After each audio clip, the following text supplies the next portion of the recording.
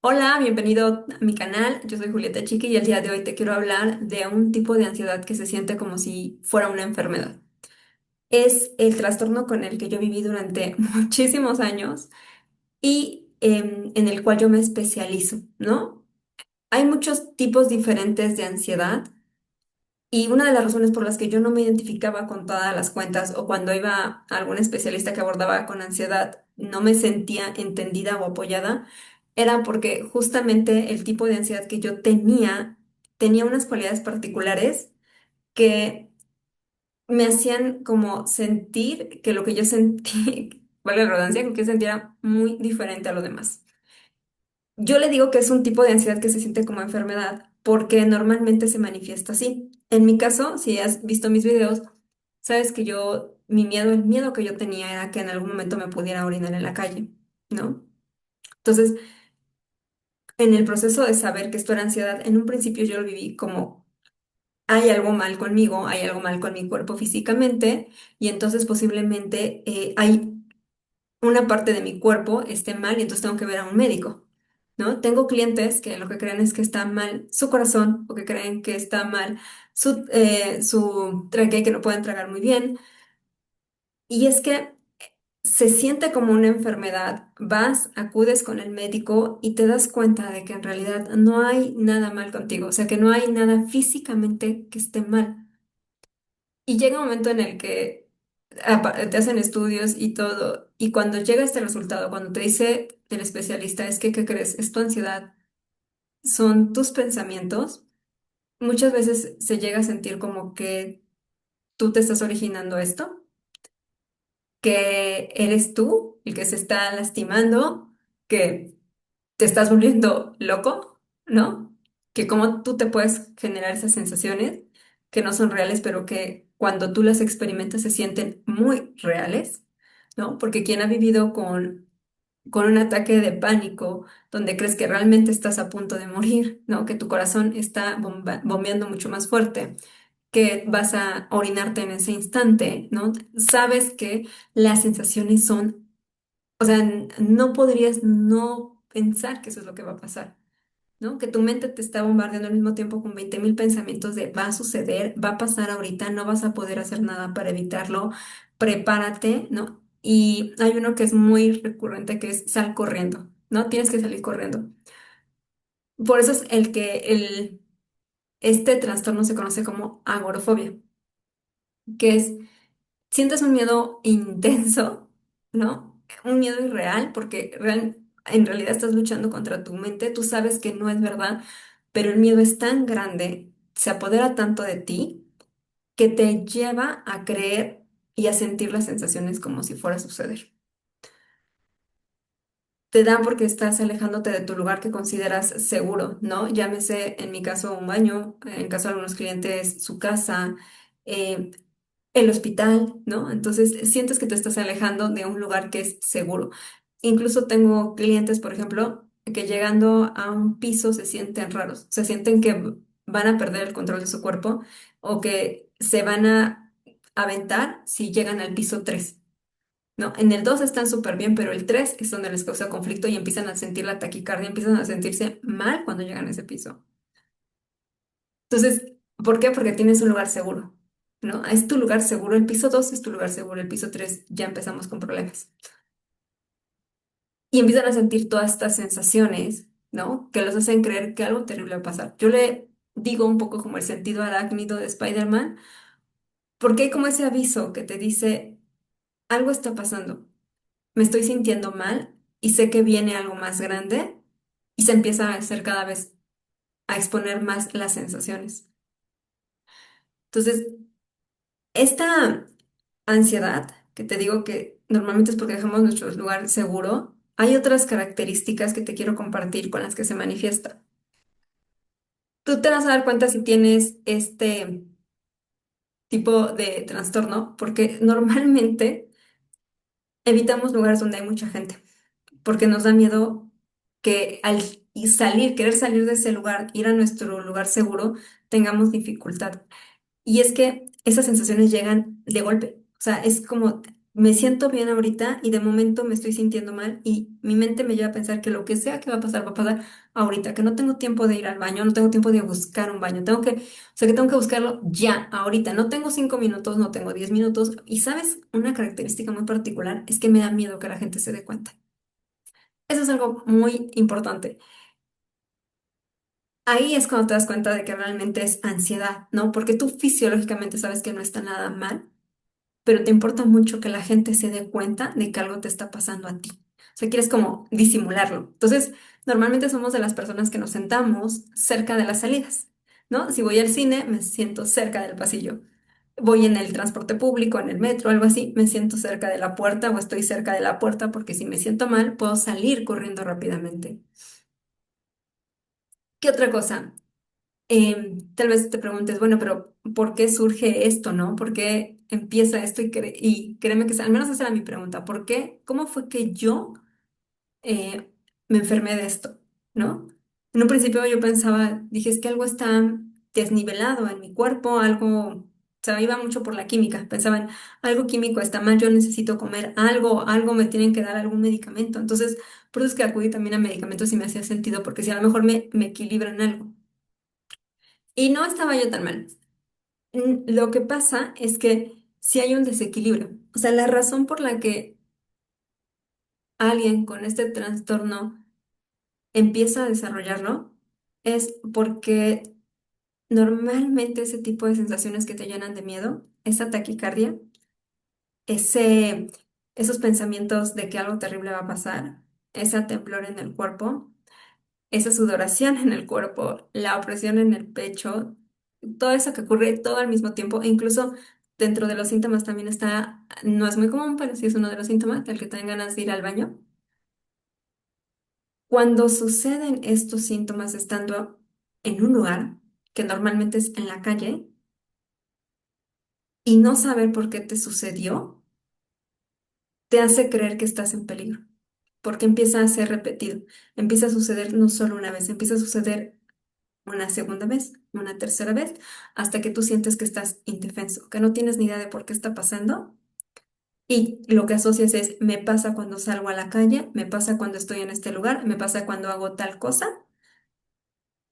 Y entonces, y lo generalizas, ¿no? O sea, es, si me pasó estando en el transporte público, si me pasó estando de camino caminando a la calle, entonces lo que es el común es salir afuera de mi casa. ¿No? Salir afuera de mi casa me aterra. Entonces lo que voy a evitar va a ser salir afuera de mi casa. Voy a empezar a evitar esa situación para no exponerme a sentir estas sensaciones que comúnmente aparecen o se desatan por un desequilibrio. Normalmente este tipo de ansiedad empieza con un desequilibrio en la alimentación, porque hay un agotamiento físico que después se convierte en un agotamiento mental y después un agotamiento espiritual. ¿De qué hablo con un agotamiento físico? Hubo un periodo de mucho estrés donde te empezaste a alimentar mal antes de que tuvieras el primer evento que tú identificas como el detonante, ¿no? Y te voy a compartir parte de mi historia y de hecho voy a hacer varios videos sobre este tema. Me voy a enfocar ahorita nada más, no quiero hacer muy largo este video, me voy a enfocar únicamente en el primer agotamiento físico. Te voy a contar cómo yo lo viví para que me uses como espejo y analices tu propia historia y veas si tú pasaste por lo mismo, ¿va? Entonces, mira, yo me acuerdo que en esa época yo estaba como por ahí de los 17 18 años.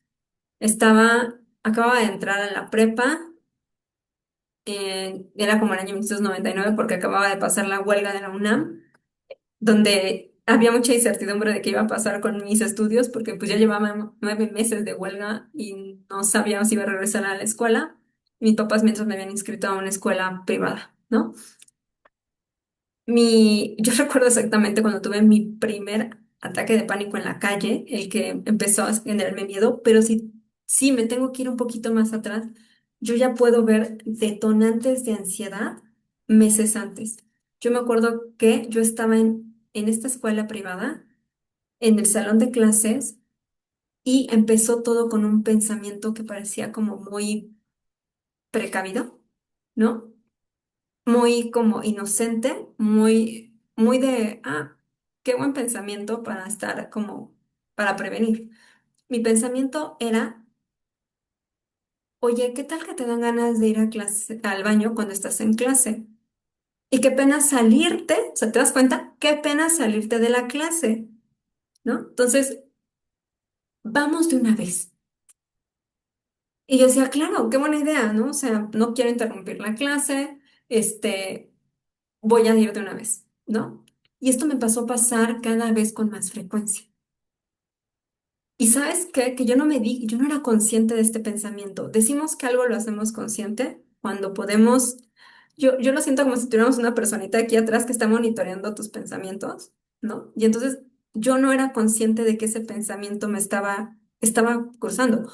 Hoy te lo puedo decir porque he analizado mi historia, porque he recordado y dije, claro, ese pensamiento venía a mi mente, ¿no? Pero porque hoy ya soy muy consciente de este pensamiento, estoy teniendo este pensamiento, ya no solo me pasa, ya no solo está aquí, ¿no?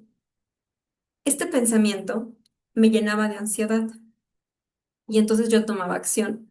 Y al tomar acción, ¿sabes lo que estaba haciendo? Estaba reforzando el pensamiento. Estaba haciendo que ese pensamiento cada vez hiciera, le prestaba más atención y lo reforzaba. Entonces, yo lo que estaba haciendo era nutrirlo. Y por eso no es tan extraño que cuando tuve mi primer ataque de pánico, que fue en un transporte público, yo me acuerdo que acababa de salir con quien era mi novio en ese entonces, y sí recuerdo que ese día llevaba especialmente varias horas con haber comido casi nada, haber comido nada más unas galletas, una cosa así, con tal de estar con mi novio en ese momento, ¿no? Y pasarla bien. Y tengo que ser muy honesta y sincera conmigo porque hay que ver la realidad tal cual es. Y en ese momento yo me estaba descuidando. No era la primera vez que yo ponía como prioridad el estar con él antes que alimentar mi cuerpo, antes que nutrir mi cuerpo, ¿no? Era para mí más importante esa relación que yo cuidar mi salud. Y esto que te acabo de decir, en su momento fue muy fuerte para mí darme cuenta y decir, ¿cómo es posible que yo haya hecho eso? Pero lo hice. Era un, hoy me doy cuenta de que estaba siguiéndome, ¿no? Por otras cosas como la validación, como el quiéreme, ¿no? Yo recibo amor, entonces voy a ponerme a mí después, por ponerte a ti primero y recibir amor. Entonces, yo llevaba meses de estarme mal alimentando. Y esto es muy importante porque cuando tú tienes una mala alimentación, tu cuerpo se va a agotar. Y uno de los efectos que vienen cuando el cuerpo se agota, cuando el cuerpo no tiene los recursos necesarios, es que tu sistema nervioso se va a alterar. Así de simple. Tu sistema nervioso se va a alterar. ¿Sabes por qué tus exámenes médicos no salen que tú tengas un problema, aunque tú sientas todos los síntomas como si fueran reales? La razón no es porque te los estés inventando. De hecho, ninguno de esos está siendo inventado, ¿no? No es que no esté pasando, sí está pasando. Sí sientes que algo se te está atorando aquí, sí sientes que tienes ganas de ir al baño, sí sientes que está por darte un infarto. Pero lo que hace el sistema nervioso en ese estado es que lo magnifica. Haz de cuenta que lo que hace es que pusiéramos una lupa, ¿no? A tus síntomas. Y entonces lo que para alguien, ah, no quiero decir la palabra normal, pero lo que para alguien sería tragar alguna cosa, ¿no? Tú lo sientes porque estás tan sensibilizado, tus músculos están tan sensibles que lo sientes con una mayor magnitud. Yo sentía ganas de ir al baño, pero por la tensión en las paredes de mi vejiga, porque la poca orina que llegaba ahí se sentía como gran cantidad. Se sentía porque la sensibilidad que estaba sintiendo era lo que lo hacía más grande. Una sensación de ataque al corazón, muchas veces las personas lo que sienten es un latido irregular. Como que primero pareciera que deja de latir el corazón y luego hay un latido muy fuerte, que es lo que desconcierta, como un latigazo, que es lo que desconcierta, y entonces eso es lo que les genera miedo. En realidad, esa, eso que pasa es normal, pero como nuestro sistema nervioso está tan alterado y magnifica las sensaciones, nosotros sentimos ese latigazo. Espero estarme dando a entender con esta explicación, porque, repito, algo que es natural, que las demás personas no perciben, cuando tienes un sistema nervioso alterado, se siente con mayor magnitud.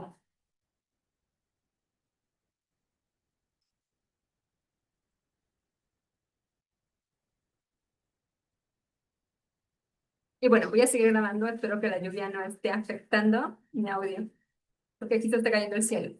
Entonces, lo sientes con mayor magnitud. Fíjate, cuando decimos que una persona está muy sensibilizada, lo que estamos diciendo, ojo, hay dos tipos de sensibilidad, ¿no? La física y la emocional. Ahorita me estoy enfocando en la física. Estamos diciendo que una persona que tiene los nervios alterados, que sus nervios están, pues, como cables de luz que están pelados, es capaz de percibir cuando el clima cambia, cuando la temperatura baja. Es posible percibir cómo algunos de sus sistemas nerviosos los sienten. Siente esa sensibilidad de cómo va pasando el alimento por su tracto. Es mucho más perceptible de su fisiología. Entonces, fíjate cómo nuestro cuerpo entra en esta sensibilidad porque está agotado físicamente, no tiene los recursos necesarios. Y hay un libro que he leído y que te voy a recomendar. Si quieres, búscalo en internet. Es un muy buen libro que habla sobre este tema, donde el especialista, cuando detalla esto, me hizo recordar ese primer ataque de pánico y me hizo darme cuenta que a lo mejor lo que yo en realidad me pasó fue un ataque de hipoglucemia. Se me bajó el azúcar en ese momento y tiene todo el sentido si nada más había comido unas galletas. Pero como yo en ese momento no tuve una respuesta, ningún especialista me dijo qué estaba pasando, me dijeron que yo tenía gastritis y no me hizo sentido. Nadie me daba como esa información y imagínate, me pasó una vez en la calle y yo me quedé totalmente desconcertada, no supe si esto me volvería a pasar más adelante, ¿qué onda? Entonces, cuando me volvió a pasar otra vez, estando en una clase, porque si no sabía yo que lo que estaba teniendo era un problema de alimentación y sigo con la misma vida, la misma rutina, obviamente me iba a volver a pasar. Cuando me vuelve a pasar y estoy en un salón de clases, entonces empiezo a sentir como de, no tengo ni idea de qué está pasando conmigo, no tengo respuestas, mm, no sé qué está sucediendo, nadie me está orientando cómo lo evito. O sea, mi primera pregunta era, ¿cómo lo evito? ¿Qué hago? ¿No?